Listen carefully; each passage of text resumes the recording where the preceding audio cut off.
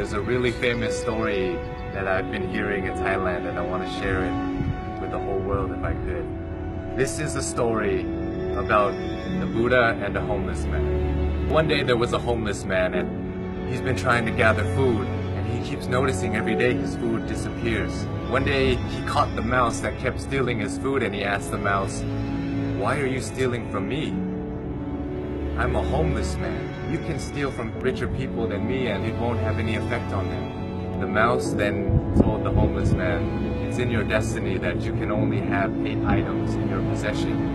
No matter how much you beg, no matter how much you gather, this is all you'll be able to have." The homeless man was shocked and said, "Why is that my destiny?" And the mouse said, "I don't know.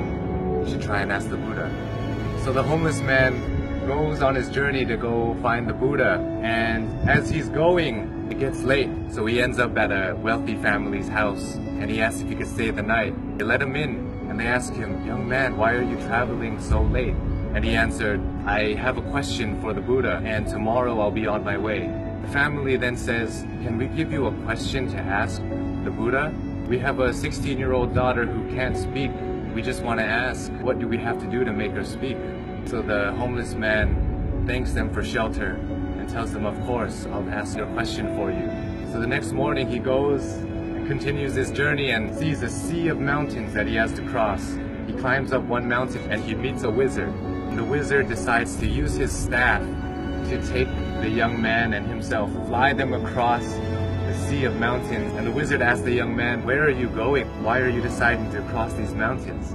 And the young man said, "I'm going to ask the Buddha a question about my destiny." The wizard then says, "Can I please give you a question to ask the Buddha? I've been trying to go to heaven for 1,000 years. According to my teachings, I should be able to go to heaven now. Can you please ask the Buddha, what do I have to do to get to heaven?" "Of course, I'll ask your question for you." And as he continues on his journey, he runs into his last obstacle, which is a river that he cannot cross. Luckily, he meets a giant turtle who decides to take him across the river. And as they're crossing the river, the turtle asks, "Where are you going?" "I'm going to see the Buddha. I'm going to ask him a question about my destiny." The turtle then says, "Can you please ask a question for me too? I've been trying to become a dragon for 500 years. According to my teachings, I should have become a dragon by now. Can you please ask the Buddha, what do I have to do to become a dragon?" So the young man thanks the turtle for taking him across the river and says, "Of course, I'll ask you a question for you." The homeless man finally meets the Buddha, and the Buddha tells everybody, "I will answer 3 questions for everybody here, but only 3 questions." And the young man is shocked. He has 4 questions to ask. So he thinks carefully. He thinks about the turtle. The turtle's been living for 500 years trying to become a dragon. The wizard has been living for 1,000 years trying to get to heaven. And that young girl is going to have to live her whole life being unable to speak. And then he looks at himself. He says, "I'm just a homeless beggar. I can just go back home and continue begging." So as he looks at everybody else's problems, his problem suddenly seems so small. So he feels sorry for the turtle, the wizard, and the young girl, and decides to ask all of their questions. So he asks the Buddha, and the Buddha answers. The turtle is unwilling to leave his shell. As long as he's unwilling to leave the comfort of his shell, he will never become a dragon. The wizard always carries his staff and never puts it down. It acts as an anchor, keeping him from heaven. And as for the girl, she'll be able to speak when she meets her soulmate. So the homeless man bowed to the Buddha and went on his journey back home. He reunites with the turtle and he tells the turtle, "Hey, you just have to take off your shell and you become a dragon." The turtle then takes off his shell, and inside his shell were priceless pearls found in the deepest parts of the ocean. And he gives it to the homeless man and tells him, "Thank you.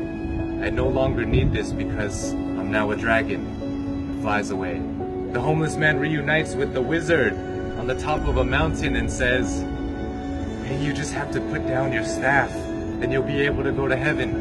The wizard lets go of his staff by giving it to the young man, says thank you, and ascends to heaven. The young man now has wealth from the turtle and power and the wizard. He goes back to the family that gave him shelter, and he tells them that Buddha said, your daughter will be able to speak when she meets her soulmate. And at that moment, the daughter came downstairs and said, hey, is that the man that was here last week? The young girl and the once homeless man have found their soulmate. This story tells us so many things, so many lessons, but for me, I think that sometimes we have to give things in order to get some things. Sometimes if we want to become a dragon, we want to become a lion, we have to be willing to leave behind what makes us most comfortable, what makes us feel most safe. We have to leave our comfort zone just like the turtle did.